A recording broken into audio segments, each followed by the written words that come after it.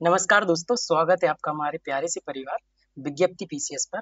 तो पिछली क्लास आपने पीपी सर की देखी होगी कि किस प्रकार जो घटना सार की वार्षिकी आपकी आई है, करंट अफेयर्स की मैगजीन आई है।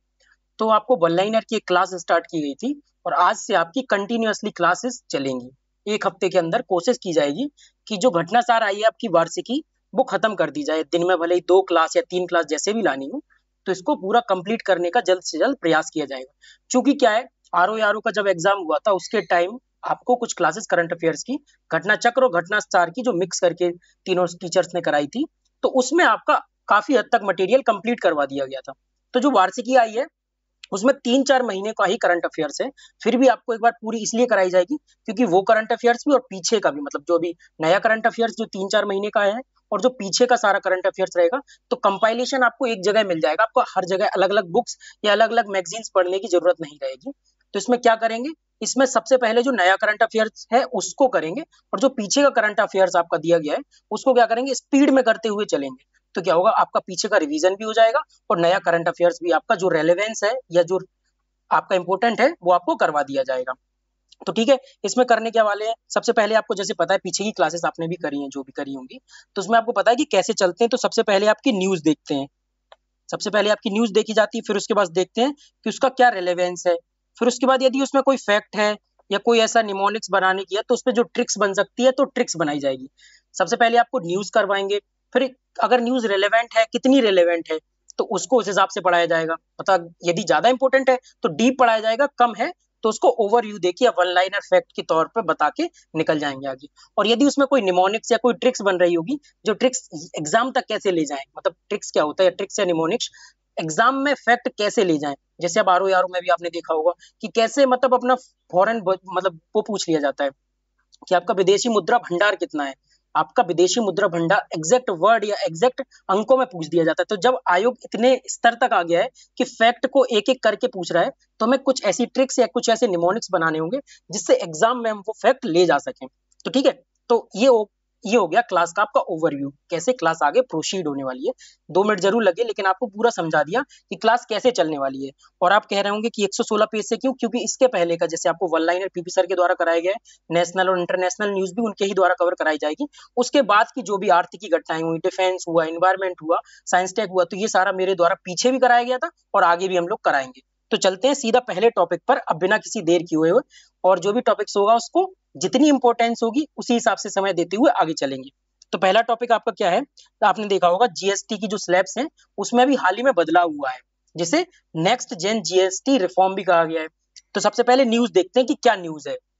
सबसे पहले क्या कह रहा है कि जो जीएसटी काउंसिल की जो मीटिंग हुई है 3 सितंबर 2025 को, तो इसकी ये 56वीं बैठक हुई है। ठीक है, उसमें ये सारे ऐतिहासिक बदलाव किए गए हैं। अब उसमें किया क्या गया है, उसमें ये कहा गया है जीएसटी परिषद ने 22 दिसंबर 2025 से ये बदलाव लागू करने की कहा है कि ये बदलाव आपके 22 सितंबर 2025 से लागू हो जाएंगे। इसमें बदलाव थे क्या, ये तो आपको पता है कि स्लैब्स को पहले आपकी 4 स्लैब्स होती थी, 5%, 12%, 18% और आपकी 28%। तो इन स्लैब्स को, 4 स्लैब्स को घटा के क्या कर दिया गया, 2 स्लैब्स कर दी गई, 5% और 18%। तो क्वेश्चन पूछेगा कि कौन सी 2 स्लैब्स हटा दी गई है, तो आपकी कौन सी, 12% और आपकी कौन सी हटा दी, 28%। तो 2 स्लैब्स को हटा दिया है, 5% और 18% की 2 स्लैब्स बची हुई है।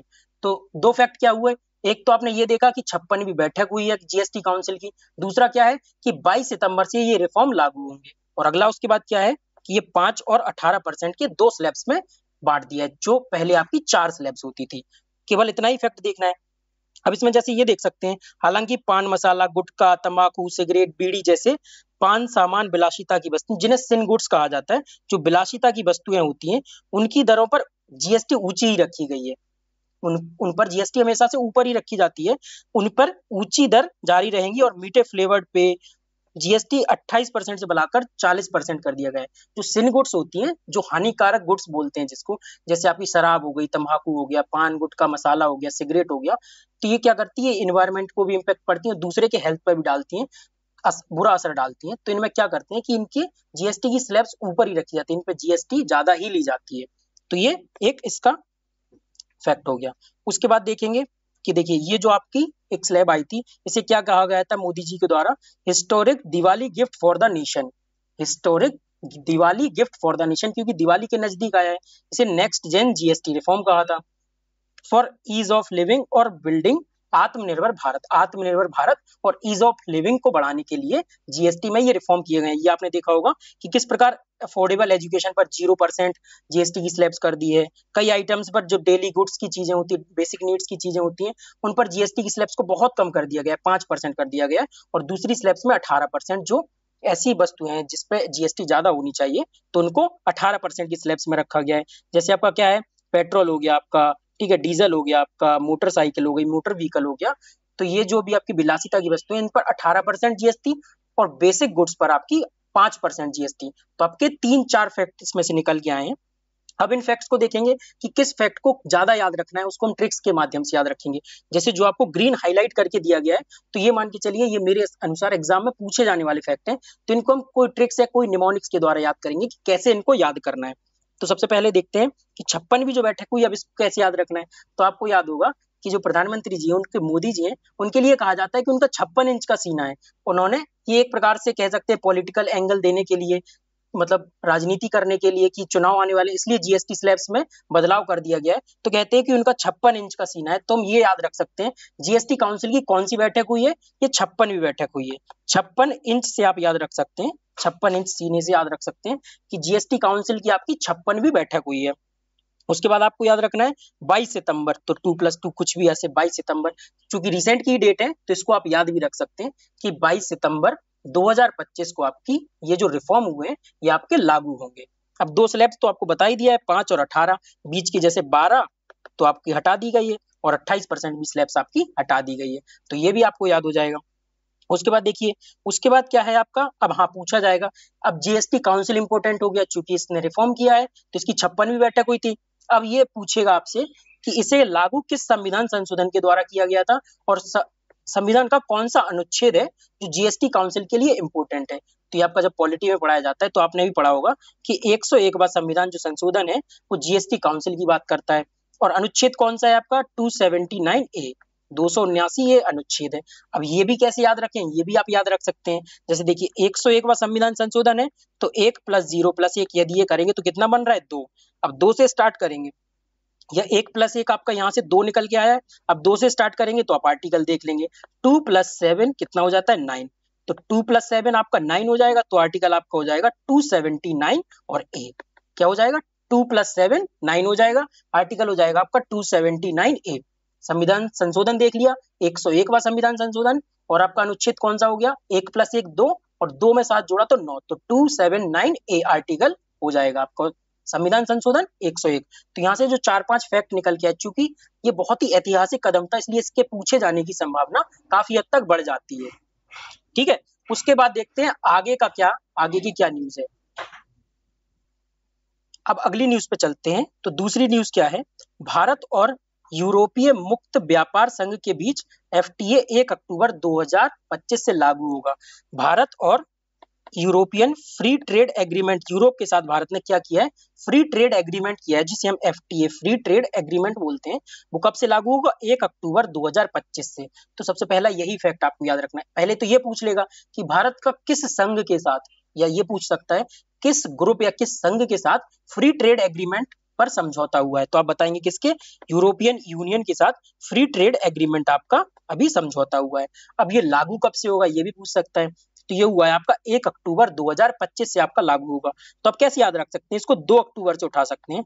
2 अक्टूबर कब होता है, यहाँ देख लीजिए, 2 अक्टूबर आपका गांधी जयंती पर होता है।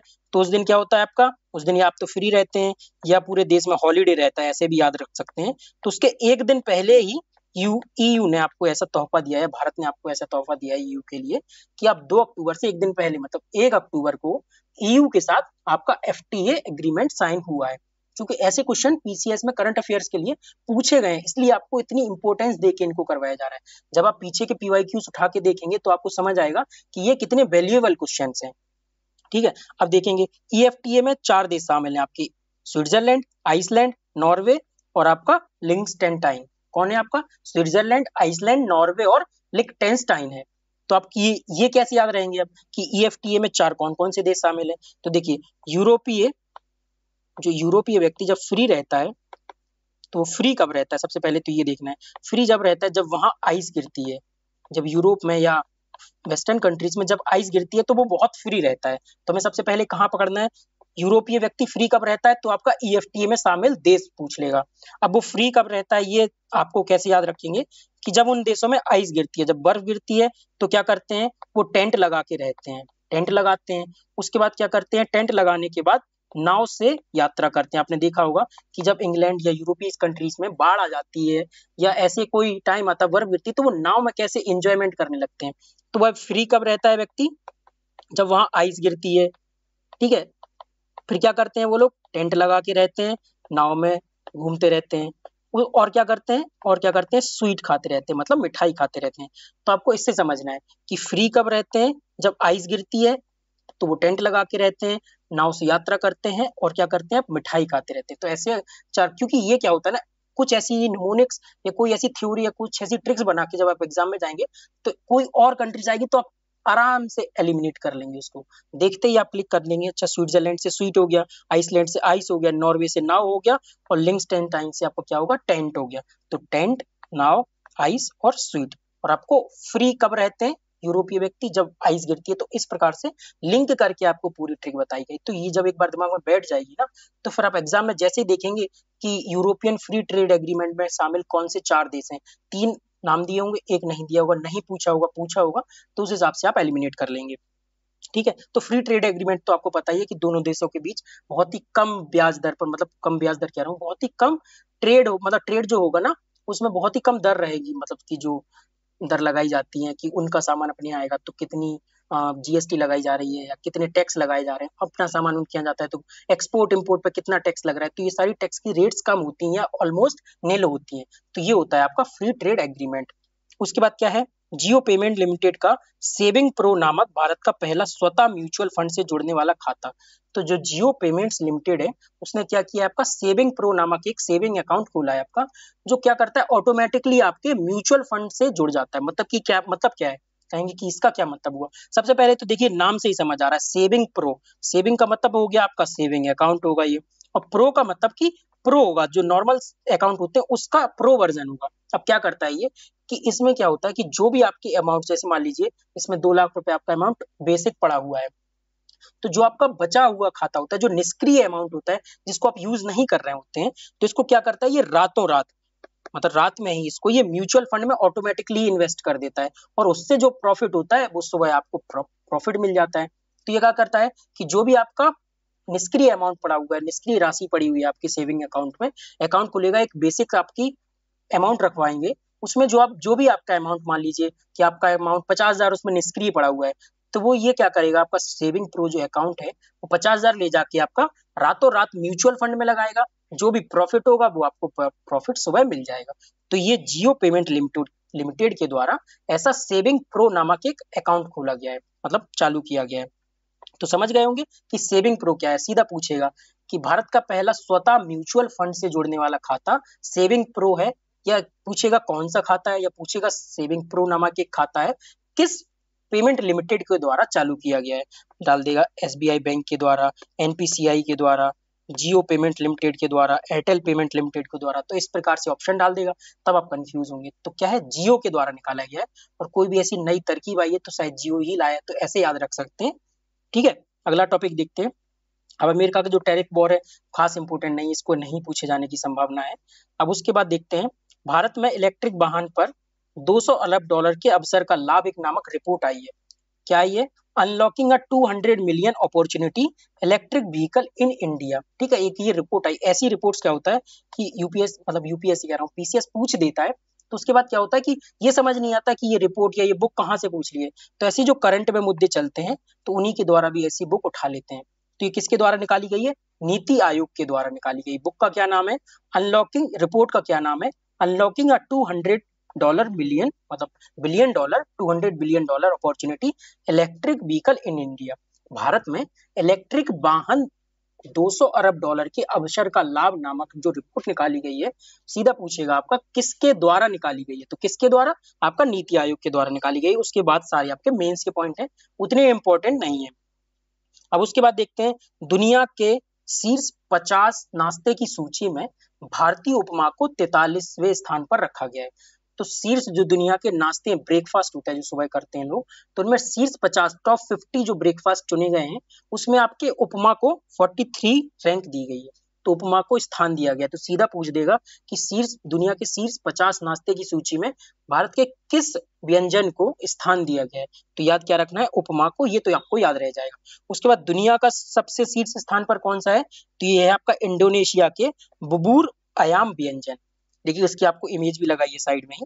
बुबुर अयाम या चिकन कॉन्जी बोलते हैं इसको। बुबुर अयाम या चिकन कॉन्जी होती है, इसमें क्या होता है, चिकन के पीसेस होते हैं और उसके बाद क्या होता है, चिकन डिश को कुरकुरे टॉपिंग और सोया सॉस के साथ इसको परोसा जाता है। क्या होता है, चिकन के टॉपिंग्स होते हैं, चिकन डिश होती है, कुरकुरे टॉपिंग्स होते हैं, सोया सॉस होता है, इन सब का मिक्सचर होता है। तो ये ब्रेकफास्ट के तौर पर परोसा जाता है और इसे दुनिया के शीर्ष 50 नाश्ते की सूची में पहला स्थान दिया गया है। तो ये पूछ सकता है बुबुर अयाम, और ये किस देश का है, इंडोनेशिया का है। तो आपको केवल इतना याद रखना है, उपमा तो आपको याद रह जाएगा, आपको याद रखना है टॉप स्थान पर कौन सा रहा है, तो इंडोनेशिया का बुबुर अयाम देशिया व्यंजन। और इसकी आपको इमेज भी दिखा दी गई है ताकि दिमाग में पिक्चर बन जाती है तो शायद वहां क्लिक कर जाता है। उसके बाद है अन्न चक्र आपूर्ति श्रृंखला उपकरण। तो ये क्या है, भारत सरकार ने सार्वजनिक वितरण प्रणाली जो पीडीएस होती है, जिसे कंट्रोल सिस्टम बोलते हैं, जहां फ्री राशन या बहुत कम दर पर राशन दिया जाता है। 80 करोड़ लोगों को देखिए भारत राशन देता है, और मतलब हम इस पे कहते हैं कि हम 80 करोड़ लोगों को राशन दे रहे हैं, तो ये वैसे तो मतलब कि एक उस प्रकार से बात नहीं हुई कि बहुत ही खुश होने वाली बात हो। हम 80 करोड़ लोगों को राशन दे रहे हैं, तो ये दिखा रही है कि हमारे देश में कितनी गरीबी है। मतलब 80 करोड़ लोगों को हमें फ्री राशन देना पड़ रहा है। इसका एक अलग आयाम ये भी है कि काफी मतलब सफल वर्ग या धनाढ़ वर्ग कह सकते हैं, जिसके पास पैसा है या जो संपन्न है, वो भी इसका फायदा उठा रहे हैं, मतलब कंट्रोल सिस्टम का या आपके पीडीएस सिस्टम का फायदा उठा रहे हैं। तो इसका एक लूप होल ये भी है, लेकिन फिर भी यदि हम इसको तारीफ के तौर पर लेते हैं कि 80 करोड़ लोगों को हम राशन दे रहे हैं, तो ये भी एक गलत संदेश जाता है। तो ठीक है, हम टॉपिक को देखते हैं क्या है। अन्न चक्र आपका जो आपूर्ति श्रृंखला एक उपकरण है, तो पीडीएस सिस्टम को प्रभावी बनाने के लिए सप्लाई चेन ऑप्टिमाइजेशन टूल है। ये ऐसा टूल है जिसमें क्या होगा, आपका डिजिटल रूट ऑप्टिमाइजेशन होगा, लॉजिस्टिक प्रबंधन उपकरण होगा। मतलब कि क्या करेंगे, ये जो केंद्रीय गोदाम होते हैं, जो सेंट्रल वेयर हाउसेस होते हैं, और उसके द्वारा जो कंट्रोल या मतलब कि उचित मूल्य की दुकानें हैं, fair price fair rate shops बोलते हैं, कंट्रोल बोलते हैं जिसको, कंट्रोल की दुकानें बोलते हैं। तो जो सेंट्रल वेयर हाउसेस होंगे, तो रियल टाइम में वहां से जो भी डेटा आएगा, तो वहां से फिर क्या होगा, आपका ट्रक या मतलब उस प्रकार से उनको सामान पहुंचाया जाएगा। तो सीधा यही है कि अन्न चक्र आपूर्ति श्रृंखला होगी एक ऐसा क्या होगा, आपका सप्लाई चेन ऑप्टिमाइजेशन टूल होगा, जिसके द्वारा क्या होगा कि पीडीएस सिस्टम को और प्रभावी बनाने का प्रयास किया जाएगा। सीधा आपसे क्वेश्चन यही पूछेगा, यदि पूछेगा भी कि अन्न चक्र आपूर्ति श्रृंखला उपकरण संबंधित है किससे, हो सकता है पीडीएस डाल दे या 2-3 ऑप्शन और डाल दे। तो इस प्रकार से केवल आपको यह समझना है कि रिलेटेड किस चीज से है, ठीक है। और तो उसके बाद सारे फैक्ट दिए गए हैं जो इंपॉर्टेंट नहीं है। अगला टॉपिक देखते हैं। अब देखिए, अगस्त 2025 तक भारत का विदेशी मुद्रा भंडार 693.62 अरब डॉलर हो गया है। अब इस पर क्यों जोर दिया गया है, क्योंकि रिसेंट में ही जो आरओ का एग्जाम हुआ है, आपने उसमें क्वेश्चन देखा होगा कि क्वेश्चन क्या था, how much were India's foreign exchange reserve in the end of December 2024। सीधा सीधा डेटा है, सीधा सीधा फैक्ट पूछा है। ये भी नहीं पूछा है कि इसमें कौन से एसेट्स या कौन से आयाम ज्यादा होते हैं। मान लीजिए फॉरेन करेंसी एसेट्स हो गया, आपका गोल्ड हो गया, एसडीआर हो गया, आईएमएफ ट्रेंच हो गया। उसने सीधा क्या पूछा, कितना था, आप तो ये बताइए। सीधा आपका फैक्ट पूछा, कितने अंक थे। तो हमें ऐसे टॉपिक या ऐसे फैक्ट भी याद करके चलने पड़ेंगे। तो अगस्त 2025 तक कितना आपका विदेशी मुद्रा भंडार हो गया, अब हो गया आपका 693 बिलियन डॉलर। अब इसको याद कैसे रखेंगे, देखिए इसको कैसे याद रखना है कि 6 + 3, 6 में 3 जोड़ा तो कितना आ जाएगा, 9, 9 को लिखना है बीच में, तो 693, ठीक है। 6 + 3 लिखेंगे और 9 को यहाँ बीच में लिख देंगे, तो क्या हो जाएगा 693 बिलियन डॉलर।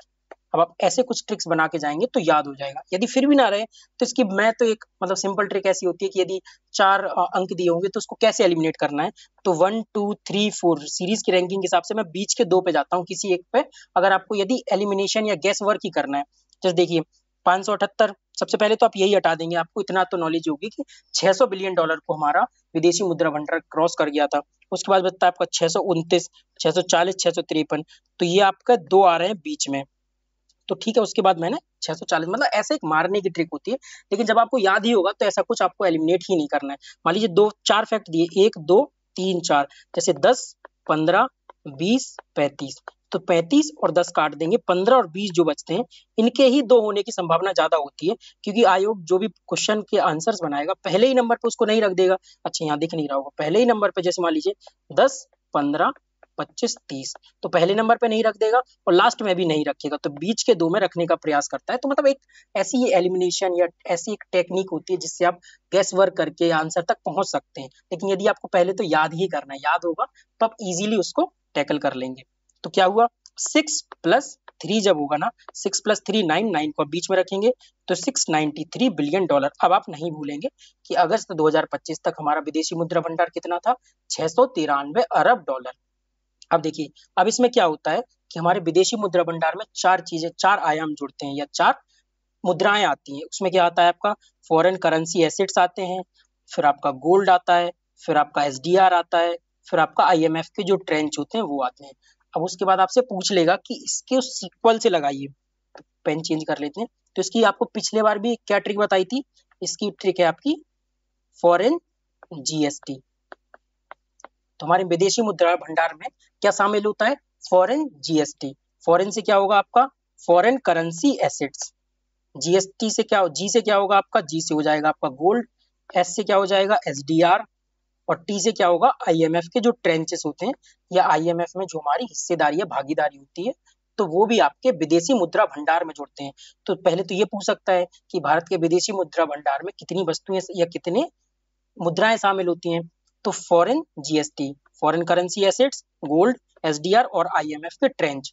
तो एफसीए में भी जैसे आपको देखा होगा, तो एफसीए में भी क्या होता है, डॉलर होता है, यूरो, येन और पाउंड शामिल होते हैं। गोल्ड तो आप समझ ही रहे हैं कि गोल्ड। एसडीआर क्या होता है, देखिए विशेष आहरण अधिकार होते हैं जो किसमें, आईएमएफ के ही विशेष आहरण अधिकार होते हैं जो हमें आईएमएफ में राइट्स मिले होते हैं, तो ये भी आईएमएफ के होते हैं। आईएमएफ के ट्रेंचेस भी होते हैं। आईएमएफ की भारत में रिवर्स रिजर्व पोजीशन दिखाता है, क्या, आईएमएफ के ट्रेंच। तो समझे होंगे, एफसीए फॉरेन करेंसी एसेट्स, जी से गोल्ड, एस से आपका क्या हो जाएगा एसडीआर, और टी से हो जाएगा ट्रेंच। तो ये आपका बिल्कुल सीक्वेंस या आरोही क्रम में लगा दिया गया है। उसके बाद अगला टॉपिक देखते हैं। अच्छा यहाँ एक चीज और रह रही है, यहाँ देखिए सितंबर 2024 तक $704 बिलियन हो गया है हमारा विदेशी मुद्रा भंडार। ये भी पूछ सकता है सितंबर तक, वैसे यदि आपको ये याद रहे कि सितंबर तक 700+ बिलियन हो गया है, तो अब हमारा विदेशी मुद्रा भंडार जो सितंबर चल रहा है, तो अभी की जो रिपोर्ट्स आई है, अभी का जो डेटा आया है, उसमें क्या हो गया है कि आपका 700 बिलियन डॉलर को क्रॉस कर गया। तो ये आप इजी कर सकते हैं कि 700 क्रॉस किया है, 700 के ही पास है, तो 704 और 693 आपको याद ही रहेगा। उसके बाद ये न्यूज इंपॉर्टेंट नहीं है। अब देखते हैं क्या है, हुरून रिपोर्ट हर साल आती है कारोबारियों की, कौन कारोबारी सबसे टॉप पर है, कौन सा घराना सबसे ऊपर है। तो इसमें आप देखेंगे अंबानी, चूंकि ये क्या है, देखिए कई पीढ़ी वाले पूछा गया है। हाँ बस इसमें ये याद रखना है, यदि कई पीढ़ी वाले कारोबारी पूछे गए तो उसमें अंबानी टॉप पर है, दूसरे पर बिड़ला है। और यदि एक पीढ़ी वाला पूछा गया है, जैसे यहाँ देखिए अडानी क्या है आपके पहली पीढ़ी के कारोबारी हैं, पहली पीढ़ी के कारोबारी, मतलब जो फर्स्ट जनरेशन है, उस जनरेशन ने ही उस कारोबार को स्टार्ट किया है, तो उसमें अडानी पहले नंबर पर और उसमें अंबानी नहीं है, क्योंकि ये इनके कई पीढ़ियों से चला आ रहा है कारोबार है। तो केवल इतना सा याद रखना था, यदि कई पीढ़ी का पूछेंगे तो उसमें क्या होगा आपका अडानी शामिल नहीं होंगे, अंबानी, बिड़ला और जिंदल परिवार शामिल होगा। बस ये याद रखने के लिए, ऐसे क्वेश्चन शायद नहीं पूछे जाते हैं, लेकिन फिर भी यदि आयोग का कुछ भी मूड हो सकता है, कैसे क्वेश्चन कब डाल दे कभी भी पता नहीं चलता है, इसलिए थोड़े से ऐसे क्वेश्चंस को भी दिमाग में रख के चलना है। अब देखिए, भारत फ्रांसीसी कंपनी शेफ्रॉन के साथ 5वीं पीढ़ी के फाइटर जेट इंजन बनाएगी। तो न्यूज क्या है, भारत जो फ्रांसीसी एक कंपनी है शेफ्रॉन, उसके साथ 5th जनरेशन के फाइटर जेट के इंजन को बनाएगी। अब फाइटर जेट कौन बना रहा है, तो ये तो आपको पता होगा कौन बनाता है, डीआरडीओ प्लस अपनी हिंदुस्तान एरोनॉटिक्स लिमिटेड। डीआरडीओ और हाल एचएएल मिलके क्या करती, फाइटर जेट बनाती है। लेकिन अभी हमारे पास ऐसी टेक्निक नहीं है कि 5th जनरेशन के जो फाइटर जेट हैं उनके इंजन नहीं बना पाते, तो इसके लिए हम किस कंपनी से, सेफ्रॉन कंपनी है फ्रांस की, उसके साथ हम समझौता कर रहे हैं। अब याद कैसे होगा, देखिए फ्रांसीसी फ्रांस, सेफ्रॉन फ्रांस, ये पूछ लेंगे कि सेफ्रॉन कहाँ की कंपनी है, फ्रांस, शेफ्रॉन तो फ्रांस की कंपनी है, तो ये भी आपको याद हो जाएगा, शेफ्रॉन फ्रांस, फ्रांस की कंपनी है। इसके साथ फिफ्थ जनरेशन का, अभी हमारे पास कोई भी फिफ्थ जनरेशन का फाइटर जेट नहीं है, तो हम फिफ्थ जनरेशन के फाइटर जेट को बना रहे हैं, और उसको बनाने के लिए जो इंजन चाहिए ना, वो हम नहीं बना पा रहे हैं। इसीलिए हम फ्रांस की कंपनी शेफ्रॉन के साथ समझौता कर रहे हैं। बस केवल इसमें इतना ही दिया गया है। और कौन बना रहा है ये? DRDO plus HAL, Hindustan aeronautics limited मिलके फ्रांसीसी कंपनी शेफ्रॉन के साथ फिफ्थ जनरेशन के फाइटर जेट के इंजन को और पूरा फाइटर जेट बना रही है। फाइटर जेट हम बना रहे हैं, इंजन सेफ्रॉन कंपनी के साथ मिलकर बना रहे हैं। उसके बाद अगला टॉपिक क्या है? प्रधानमंत्री धन धान्य कृषि योजना। तो प्रधानमंत्री धन धान्य कृषि योजना है, ये आपकी बजट में चर्चा की गई थी, अभी रिसेंट में जो बजट आया था 25-26 का, तो उसमें इसकी चर्चा की गई थी, इसलिए एक बार इसको देख लेते हैं। अब इसमें क्या है कि देखिए, इसमें 100 ऐसे एग्रीकल्चर डिस्ट्रिक्ट को चुना जाएगा, जिसमें 100 ऐसे कृषि जिलों पर केंद्रित रहेगी जो उत्पादन, फसल विविधता और ऋण वितरण के मामले में कमजोर हैं। ऐसे 100 एग्रीकल्चर डिस्ट्रिक्ट को चुना जाएगा जो भी काफी कमजोर हैं, जहां ऋण नहीं मिल पा रहा है, उत्पादन कम है, फसल क्रॉप डाइवर्सिटी कम है, तो ऐसे 100 जिलों को चुना गया है। उसमें कृषि धन धान्य योजना चलाई जाएगी। 24 करोड़ दिए गए हैं, ये तो आपको याद नहीं रखना है, ये याद रखना है केवल 100 जिले, जो हाईलाइटेड पार्ट है वही याद रखना है। 100 जिलों को शामिल किया गया है। 36 योजनाओं को 11 मंत्रालयों के माध्यम से क्रियान्वित किया जाएगा, और जिला धन धान्य समिति तैयार की जाएगी जो इसके सारे डिसीजन लेगी। तो इसमें क्या होगा? बॉटम टू टॉप डिसीजन लिए जाएंगे। अभी तक क्या होता था, सारी जो भी परियोजनाएं योजनाएं चलती थी, ऊपर से मंत्री या मंत्रालय में बैठ के कैबिनेट सचिव या सचिव जो होते हैं वो डिसीजन पास करते हैं, नीचे तक लागू होता है। अब इसमें क्या किया जाएगा? जिला स्तर पर देखिए, प्रत्येक जिले के लिए एक जिला स्तरीय योजना समिति तैयार की जाएगी, जिसमें जिलाधिकारी की अध्यक्षता में बनाई गई जिला धन धान्य समिति तैयार करेगी, और यही डिसीजन नीचे से ऊपर पारित करेगी। तो ये क्या होगा? बॉटम टू टॉप डिसीजन लागू करने का प्रयास किया जाएगा इसमें। उसके बाद देखते हैं अगला टॉपिक क्या है। महाराष्ट्र और असम में 2 नए डिफेंस कॉरिडोर की स्थापना की गई है। अभी तक आपको पता है कि 2 ही डिफेंस कॉरिडोर, 2 स्टेट में मतलब डिफेंस कॉरिडोर थे, एक था यूपी, दूसरा था आपका तमिलनाडु। तो 2 स्टेट्स में आपके अभी डिफेंस कॉरिडोर थे, उनके कई जिलों में, जैसे कि यूपी के लखनऊ, कानपुर, झांसी, चित्रकूट, अलीगढ़ और आगरा में। उसी प्रकार तमिलनाडु में चेन्नई, होसूर, कोयम्बटूर, सलेम और तिरुचिरापल्ली। तो ये कई जगह डिफेंस कॉरिडोर, लेकिन स्टेट कौन से थे? उत्तर प्रदेश और आपका तमिलनाडु। अब 2 नए जिले, नए राज्य में, मतलब कि आपका महाराष्ट्र और असम और जोड़ दिया गया है डिफेंस कॉरिडोर के लिए। तो आपके डिफेंस कॉरिडोर कितने राज्यों में हो गए हैं? डिफेंस कॉरिडोर हो गए आपके यूपी में पहले था, तमिलनाडु में पहले था, अब हो गए हैं आपके असम में और महाराष्ट्र में। तो अब 4 जिलों में, आप 4 राज्यों में आपके डिफेंस कॉरिडोर हो गए। बार बार जिले बोल दे रहा हूँ। तो आपके डिफेंस कॉरिडोर पूछेगा कितने राज्यों में है, तो 4 राज्यों में, बस आपको ये भी याद रखना है। उसके बाद देखते हैं, ओडिशा, पंजाब, आंध्र प्रदेश के 4 नए सेमीकंडक्टर यूनिट की मंजूरी दी गई है। अभी जैसे आपने पिछली क्लासेस करी होंगी, तो उसमें बताया था कि अभी तक आपकी जो सेमीकंडक्टर निर्माण की यूनिट्स थी 6 हो गई थी, गुजरात में 4 थी, 2 असम में थी। अब उसके बाद 4 नई यूनिट्स बनाने की परियोजना को मंजूरी दी गई है। उसमें कौन कौन है? ओडिशा है, पंजाब है, आंध्र प्रदेश, 3 राज्यों में 4 नई यूनिट्स बनाई जाएंगी। तो अब 10 तो यूनिट्स आप याद नहीं रख सकेंगे, तो आपको केवल कितना याद रखना है कि कितनी यूनिट हो गई, बस ये याद रखना है। तो आपको क्या याद रखना है कि ऐसे याद रख सकते हैं, सेमी टोन, सेमी कौन होता है ना, सेमी कौन चिप बना रहे हैं जो, तो आप रखिए semi tone, semi conductor 10 unit, 10 unit किसकी? सेमी कंडक्टर की। इसलिए आपको ये कह रहे होंगे कितना इजी है, 10 तो आप याद ही रख सकते हैं। जब आपको वहां आएगा ना कि भारत में सेमीकंडक्टर परियोजना की कितनी यूनिट्स बन चुकी हैं, दे देगा 9, 10, 11, 12, तब दिमाग कंफ्यूज किया जाएगा। तो इसीलिए ऐसी ट्रिक्स बताई जाती है। सेमी, सेमी कौन होता है जो, तो इसको हम लिखेंगे सेमी टोन, टोन से क्या हो जाएगा आपकी 10 यूनिट, और सेमी से क्या हो जाएगा? Semi conductor chip. तो आप ऐसे याद रख सकते हैं इसको। यदि जिसको डायरेक्ट याद हो रहा है तो आप डायरेक्ट याद रखिए। सबसे वेल एंड गुड तो वही है कि आप डायरेक्ट याद रख पा रहे हैं, तो अच्छी बात है।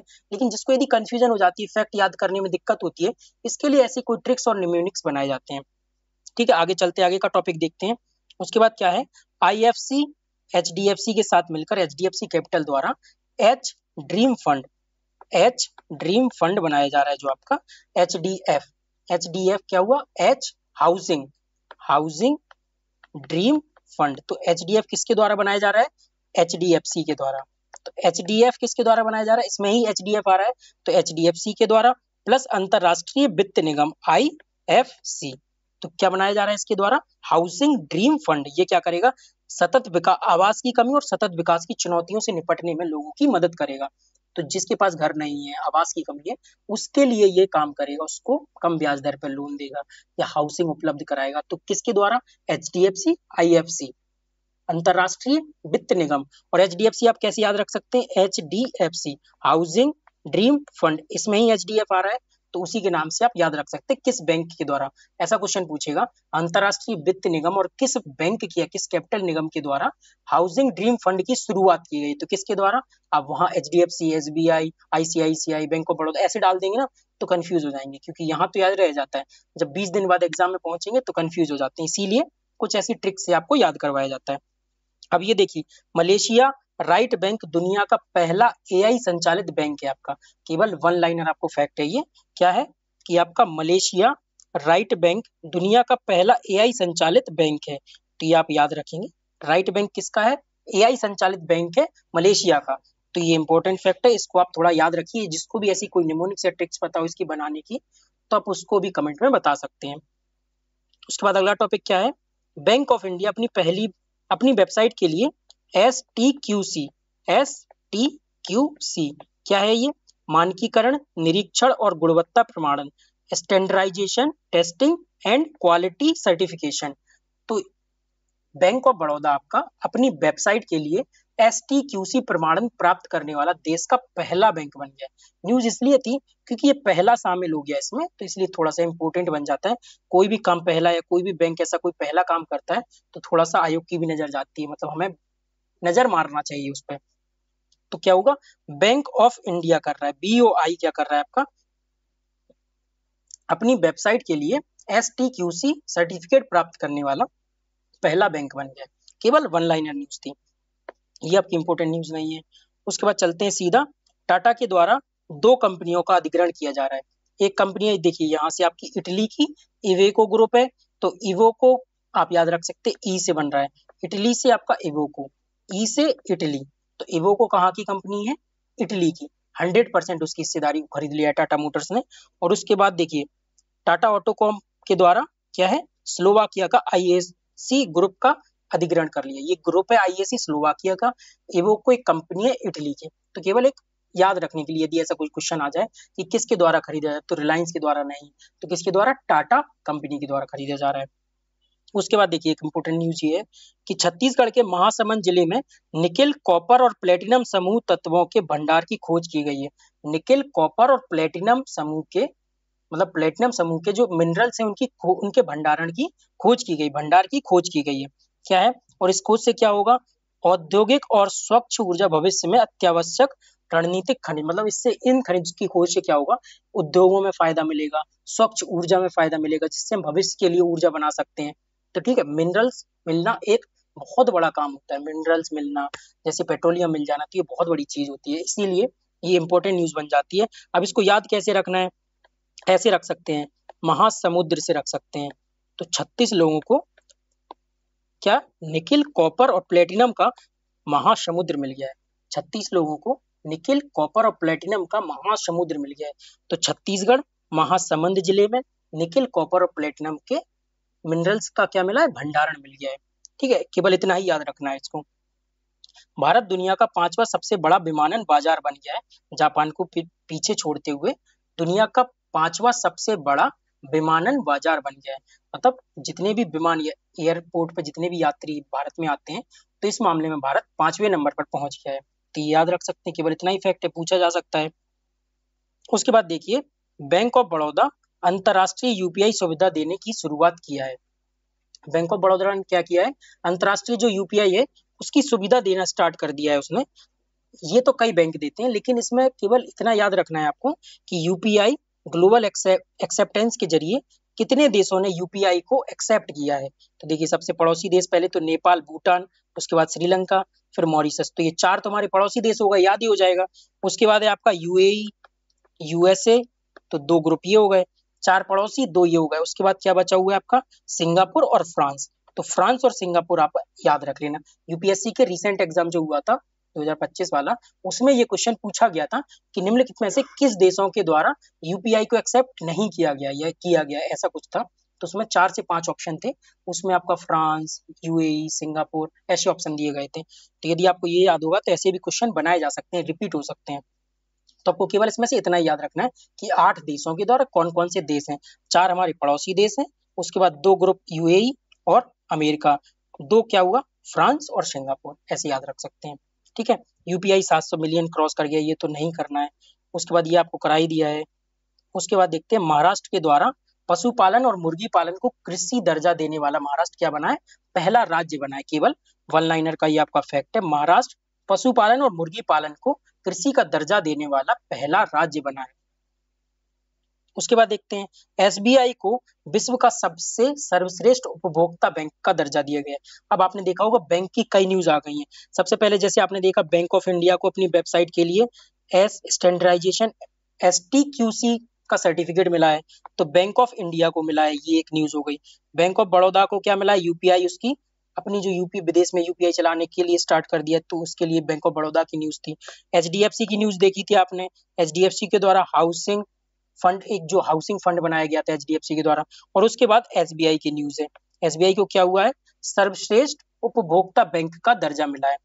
तो भारतीय स्टेट बैंक को प्रतिष्ठित ग्लोबल फाइनेंस मैगजीन द्वारा वर्ष 2025 का विश्व का सर्वश्रेष्ठ उपभोक्ता बैंक का दर्जा दिया गया है। तो केवल एक लाइन आपको याद रखनी है कि किस बैंक को मिला है। तो 4 बैंक अभी तक हमने पढ़ लिए, bank of Baroda, bank of India, HDFC bank और स्टेट बैंक।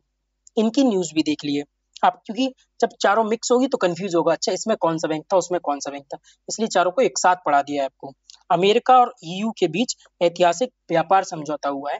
जो अमेरिका और ईयू के बीच जो टैरिफ वॉर, अमेरिका को तो सभी के साथ चल रहा है, अमेरिका ने ईयू पे 30% का टैरिफ वॉर लगा दिया है और बढ़ाने की बात कर रहा है। तो इन लोगों के बीच आपसी में समझौता हो गया है। और ये क्या है, यूरोपीय आयोग की जो अध्यक्ष है उर्सुला वॉन डेर लेयन, आपको बताया था कि किसको कैसे याद रखना है, पिछले साल जब करंट अफेयर्स पढ़ाया था, कि ऐसी महिला जिसमें बहुत डेयर होता है, तो डेयर से आपको याद रखना था, वो यूरोपीय आयोग की अध्यक्ष बनेगी। पहली बार किसी अफ्रीकी महिला को, सॉरी, यूरोपीय आयोग की अध्यक्ष बनाया है उर्सुला वॉन डेर लेयन। तो इसमें बहुत डेयर है, इसीलिए इसको ईयू की अध्यक्ष बनाया गया है। तो ये तो अलग से न्यूज थी, लेकिन क्या हुआ है, अमेरिका और यूरोपीय संघ के बीच ये जो आपका व्यापार समझौता हुआ है, ये आपका काफी ऐतिहासिक मामला था। तो इसके लिए आपको ये न्यूज कराई गई है। वही है सेम, इसमें 15% शुल्क लगाया गया है, जिसमें 30% टैरिफ वॉर लगाया था उसको कम करके 15% किया गया है। ईयू भी इन्वेस्ट करेगा अमेरिका में और एक दूसरे के बीच समझौता, ये फ्री ट्रेड एग्रीमेंट नहीं है, फ्री ट्रेड से कंफ्यूज मत होइएगा। इन लोगों की भी समझौता हुआ है कि बहुत दिनों से, क्योंकि मुद्दा टैरिफ वॉर का चल रहा था, अमेरिका इन पर टैरिफ लगाता था, ईयू उस पर टैरिफ लगाता था, तो इन लोगों ने क्या किया है कि आपसी में मध्य में समझौता कर लिया है, बस ये न्यूज है केवल।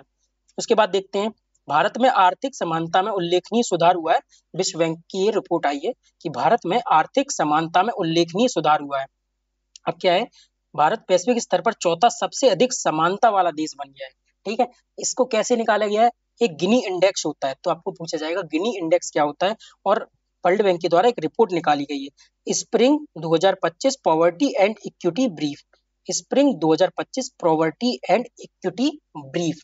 एक आपको नीति आयोग की बताई थी जो इलेक्ट्रिक व्हीकल पे थी, और उसके बाद पॉवर्टी एंड इक्विटी पर आया है, समानता पर आई है, तो आपकी वर्ल्ड बैंक की रिपोर्ट आई है, उसमें भारत को चौथा सबसे अधिक समानता वाला देश बताया है। तो ये थी आपकी न्यूज। अब पूछ सकता है गिनी इंडेक्स या गिनी कोशिएंट क्या होता है, तो गिनी कोशिएंट क्या होता है, गिनी कोशिएंट होता है कि इसमें एक तरफ पॉपुलेशन होती है, एक तरफ आय होती है, तो ये असमानता को दर्शाता है। यदि ये 0 से 100 तक काउंट किया जाता है, 100 का मतलब होता है कि देश में पूर्णता असमानता, इनइक्वालिटी है, और यदि 0 होता है तो मतलब देश में पूर्णता समानता है। तो इसमें भारत का देखिए कितना, किन्हीं सूचकांक में कितना अंक दिया गया है भारत को, तो यह भारत को 25.5 दिया गया है। तो यदि ये बढ़ता जाता है तो मतलब देश में असमानता बढ़ती जा रही है, गिनी कोशिएंट कम होता चला जाता है तो मतलब देश में असमानता कम होती चली जा रही है। तो गिनी कोशिएंट क्या होता है, असमानता निकालने के लिए आय और पॉपुलेशन के मध्य रिलेशन को समझाते हुए देश में कितनी असमानता है, कितनी पॉपुलेशन है, कितनी आय होती है, तो असमानता को बताने के लिए एक इंडेक्स होता है। तो ये भी पूछा जा सकता है गिनी इंडेक्स क्या है। ठीक है, अगला देखते हैं, भारत ने पेट्रोल में 20% एथेनॉल जो मिश्रण है E20 एथेनॉल 20% मिश्रण करने का जो लक्ष्य है उसको 5 वर्ष पूर्व ही प्राप्त कर लिया था। तो ये क्यों भी चर्चा में आया था अभी करंट में, जब नितिन गडकरी के जो बेटे थे उनकी कंपनी जो एथेनॉल ब्लेंडिंग करती थी वो कितनी अचानक से प्रॉफिट में आ गई थी। तो ये बताया जा रहा था कि किस प्रकार, एक प्रकार से फिर से नेपोटिज्म को ही आगे बढ़ाया जा रहा है कि किस प्रकार एथेनॉल मिला के एक तो इंजन को कमजोर किया जा रहा है। कई रिपोर्ट्स आई हैं जिससे जो भी भारत में वर्तमान इंजन गाड़ियों के हैं वो 20% एथेनॉल मिश्रित पेट्रोल को नहीं झेल पा रहे हैं, उनकी एफिशिएंसी कम ही हो रही है, माइलेज उनका कम होता चला जा रहा है। उसके ऊपर आप 20% एथेनॉल भी मिला दे रहे हैं, तो इससे प्रॉफिट प्राइस में भी कमी नहीं आ रही है, प्रॉफिट भी नहीं हो रहा है कोई चीज का। तो इससे प्रॉफिट किसको हुआ है? तो बताया गया था कि नितिन गडकरी के जो बेटे थे उनकी एथेनॉल की कंपनी थी, तो उनको प्रॉफिट हुआ है, तो इसलिए ये चर्चा में भी आया था। तो इसका लक्ष्य क्या था? हमें ये 2030 तक प्राप्त करना था और हमने 2025 तक ही इसको प्राप्त कर लिया है। पेट्रोल में हमने 20% एथेनॉल ब्लेंडिंग करके। तो हम क्या था, एथेनॉल 20 का लक्ष्य कब तक का था? 2030 तक का, और हमने इसको प्राप्त कब कर लिया? 2025, इसलिए ये चर्चा में था। तो ये समझ गए होंगे न्यूज क्या थी। अब अगली न्यूज देखते हैं। एक्जिम पे को आरबीआई ने क्रॉस बॉर्डर पेमेंट एग्रीगेटर का लाइसेंस दिया है। अब सबसे पहले तो पेमेंट एग्रीगेटर क्या होता है? पेमेंट एग्रीगेटर होता है, जैसे मान लीजिए आपको 4-5 पेमेंट अलग अलग जगह की करनी है, तो जो एग्रीगेटर होगा आप उसको परमिशन देंगे, वो आपके बिना मतलब बिना आपके इंटरफेरेंस के, बिना कुछ किए सब जगह वो एग्रीगेट, मतलब इसका मतलब ये होता है कि आपको चार चार ईएमआई की पेमेंट करनी है, 1 तारीख को, 2 तारीख को, 3 तारीख को, या एक दिन में ही 5 करनी है, तो पैसा डालिए, वो ऑटोमेटिक सबकी पेमेंट खुद से करता रहेगा। तो ये होता है आपका पेमेंट एग्रीगेटर। अब ये क्रॉस बॉर्डर पेमेंट के लिए, अब क्रॉस बॉर्डर पेमेंट के लिए क्या किया है, एक्जिम पे एक बैंक है या इंटरफेरेंस है, तो एक्जिम पे को आरबीआई ने क्रॉस बॉर्डर पेमेंट का एग्रीगेटर का लाइसेंस दे दिया है। इसका नाम से ही समझ जाएंगे आप, एक्जिम पे, export import payment, export import payment aggregator, उसको आरबीआई के द्वारा लाइसेंस प्राप्त हो गया है क्रॉस बॉर्डर पेमेंट्स के लिए। केवल इतनी न्यूज थी। उसके बाद एक न्यूज ये भी देख सकते हैं, इंडियन ऑयल की पानीपत रिफाइनरी को देश का पहला आईएससीसी कॉर्सिया प्रमाणन दिया गया है। जो एविएशन फ्यूल का ये प्रमाणन होता है आईएससीसी द्वारा दिया जाता है, तो जो एयरप्लेन या फाइटर जेट उनके लिए जो फ्यूल निर्माण करती है कंपनी, उसको आईएससीसी का दर्जा दिया जाता है, सर्टिफिकेट दिया जाता है। तो इंडियन ऑयल की पानीपत रिफाइनरी को ये दर्जा दे दिया गया है। केवल इतनी न्यूज थी ये वाली। मार्च 2025 तक भारत का विदेशी ऋण, अब जो हमने विदेशी मुद्रा भंडार पढ़ लिया है वो पूछ लिया है, हो सकता है विदेशी ऋण के बारे में पूछ दे, कितना फैक्ट, मतलब फैक्ट के तौर पर पूछा जा सकता है कि विदेशी ऋण कितना है, तो ये कितना हो गया है, $736 बिलियन। अब जब ये पढ़ लिया है तो ये भी देख लीजिए कि जीडीपी का कितना रेशियो है, तो 19% ये जीडीपी का प्रतिशत था, जो हमारा यहाँ नहीं दिख रहा होगा। तो हमारा डेप्ट कितना है, $736 बिलियन। और और हमारा विदेशी मुद्रा भंडार अगस्त तक कितना था, आपको बताया था 6+3, 693। सितंबर तक कितना हो गया था, $704 बिलियन। अब उसके बाद जो विदेशी हमारा क्या है, विदेशी ऋण कितना हो गया है, $736 बिलियन, $736 बिलियन हमारा क्या हो गया है, ऋण हो गया है। और ये जीडीपी का कितना प्रतिशत है, तो ये जीडीपी का लगभग 19% है, ये आपको याद रखना है। उसके बाद देख सकते हैं, ये तो आपको वैसे केवल समझाने के लिए है कि हम लॉन्ग टर्म डेप्ट ज्यादा लेते हैं ताकि हमें आसानी हो चुकाने में। लॉन्ग टर्म क्या होता है कि 20 साल, 50 साल, 100 साल बाद हमें चुकाना है 1%, 2% के ब्याज दर पर। और शॉर्ट टर्म क्या होता है कि हमें 1 साल, 2 साल, 5 साल में ही चुकाना है। तो हम लॉन्ग टर्म ज्यादा लेते हैं, शॉर्ट टर्म कम लेते हैं, ठीक है, तो ये भी आप इजीली समझ सकेंगे। उसके बाद होता है सरकारी ऋण कम लेते हैं, गैर सरकारी कंपनियां ऋण ज्यादा लेती हैं।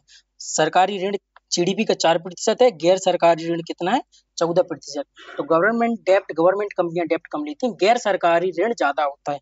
ये भी आपको केवल जो डेटा आया था उसमें याद रखना है। अप्रैल जून 2025 में भारत का विदेशी व्यापार 2 महीने ही का आया है, फिर भी एक बार देख सकते हैं व्यापार। हमें सीधा आपको ये याद रखना है कि जो हम गुड्स में ट्रेड करते हैं तो उसमें हमें क्या होता है, घाटा होता है, और जो हम सर्विस में ट्रेड करते हैं उसमें हमें क्या होता है, फायदा या अधिशेष होता है। तो बस केवल इतना सा दिया गया। गुड्स में हमें कितना हुआ है, गुड्स में हमें $67 बिलियन का क्या हुआ है, हमें लॉस हुआ है, और इसमें हमें $47 बिलियन का प्रॉफिट हुआ है। तो केवल इतनी न्यूज थी कि गुड्स में आपको क्या हो रहा है, लॉस हो रहा है, घाटा हो रहा है। 67 बिलियन मतलब गुड्स का घाटे का मतलब क्या हो रहा है कि हम एक्सपोर्ट कम कर रहे हैं, इम्पोर्ट ज्यादा कर रहे हैं। और सर्विस में हमें प्रॉफिट क्यों हो रहा है, क्योंकि हम सर्विस का क्या कर रहे हैं, एक्सपोर्ट ज्यादा कर रहे हैं, सर्विस इम्पोर्ट कम कर रहे हैं। तो ये केवल एक समझने के लिए था, आप समझ गए होंगे। कोई ऐसा स्टेटमेंट वाइज क्वेश्चन डाल दें कि सर्विस में हमें घाटा होता है, गुड्स में हमें प्रॉफिट होता है, इस प्रकार से तो आप एलिमिनेट करके उसको कर सकते हैं। ये आपको समझाई दिया है। भारत और यूके के बीच जब आपको EFTA पढ़ाया था, यूरोपियन यूनियन के साथ फ्री ट्रेड एग्रीमेंट जब हुआ था, उसी प्रकार आपका क्या हुआ है यूके के साथ, अच्छा यूके का नहीं बताया था ना आपको, तो यूके के साथ आपका फ्री ट्रेड एग्रीमेंट हुआ है, वो यूरोपियन यूनियन के साथ हुआ था। ये आपका यूनाइटेड किंगडम यूके के साथ भारत का क्या हुआ है, फ्री ट्रेड एग्रीमेंट हुआ है। तो भारत यूनाइटेड किंगडम व्यापक आर्थिक और व्यापक समझौता क्या हुआ है, सेटा हुआ है। फ्री ट्रेड एग्रीमेंट जैसा ही होता है ये। तो यूरोपियन यूनियन के साथ भी हुआ है, जो न्यूज आगे दी गई है इसमें कि आइसलैंड, लिechtenstein, नॉर्वे, स्विट्जरलैंड 4 देश EFTA में है, और उसके बाद यूके के साथ सेटा हुआ है आपका। ठीक है, तो ये आपको सब समझा ही दिया था। बस ये याद रख सकते हैं कब से ये समझौता हुआ है, 24 जुलाई, जो आपको पीछे भी समझाया था शायद। तो 24 जुलाई 2025 को भारत और यूके के बीच जो समझौता हुआ है उस पर हस्ताक्षर किए गए हैं। अगला टॉपिक क्या है, S&P अमेरिकी एक क्या है आपकी रेटिंग एजेंसी है, स्टैंडर्ड एंड पुअर्स, उसने 18 वर्ष बाद भारत की सोवरेन रेटिंग बढ़ाई है। और ये उस समय बढ़ाई है जब डोनाल्ड ट्रंप क्या कह रहे थे कि भारतीय इकोनॉमी क्या हो चुकी है, डेड इकोनॉमी हो चुकी है। उसके ही कुछ दिन बाद अमेरिका की एक रेटिंग एजेंसी ने कहा है कि भारत की रेटिंग को बढ़ाया है उसने, भारत की साख को बढ़ाकर BBB से A कर दिया गया है, बढ़ाकर BBB कर दिया गया है, जो पहले कम थी। तो S&P ने भारत की सॉवरेन रेटिंग मतलब की रेटिंग बढ़ा दी, जिससे क्या होता है, फॉरेन इन्वेस्टर भारत में आते हैं, रेटिंग जब बढ़ती है तो भारत की साख बढ़ती है, इन्वेस्टमेंट आता है, लोग यहाँ इन्वेस्ट करना चाहते हैं। इसीलिए इसको थोड़ा सा इंपोर्टेंट दिया जा रहा है कि किस कंपनी के द्वारा बढ़ाई गई है, S&P, और ये कहाँ की है, अमेरिका की है। उसके बाद देखते हैं ब्रांड फाइनेंस इंडिया रैंकिंग। कि ब्रांड फाइनेंस में आप देखेंगे सीधा सीधा टाटा, इन्फोसिस और HDFC, केवल इतनी सी न्यूज है, बहुत इंपॉर्टेंट नहीं है, चाहे तो इसको छोड़ भी सकते हैं। केवल अब आज की क्लास में यहीं तक करते हैं, लगभग 12-13 पेज कंप्लीट हुए हैं आर्थिकी के, और 1-2 क्लास और लाई जाएंगी जिसमें आपको आर्थिकी समाप्त की जाएगी, और दिन में डेली 2 क्लासेस लाके 5 से 6 दिन 7 दिन में आपको क्या किया जाएगा, पूरी ये वार्षिकी घटनासार की जो आई है इसको खत्म करने का प्रयास किया जाएगा। जो इंपॉर्टेंस ज्यादा है उसको उतना टाइम दिया जाएगा, कम है तो उसको कम टाइम दिया जाएगा, स्पीड में निकला जाएगा। ठीक है, तो जैसे भी आपको क्लास लगे आप कमेंट बॉक्स में कमेंट करके जरूर बताया कीजिए, और यदि आपको कोई भी समस्या, कोई भी प्रॉब्लम हो, कमेंट जरूर किया कीजिए। अच्छी लगी क्लास तो लाइक किया कीजिए, नहीं अच्छी लगी तो डिसलाइक भी कर सकते हैं। ठीक है, अपना फीडबैक लेकिन जरूर देना है। तो चलिए मिलते हैं अगली क्लास में, धन्यवाद।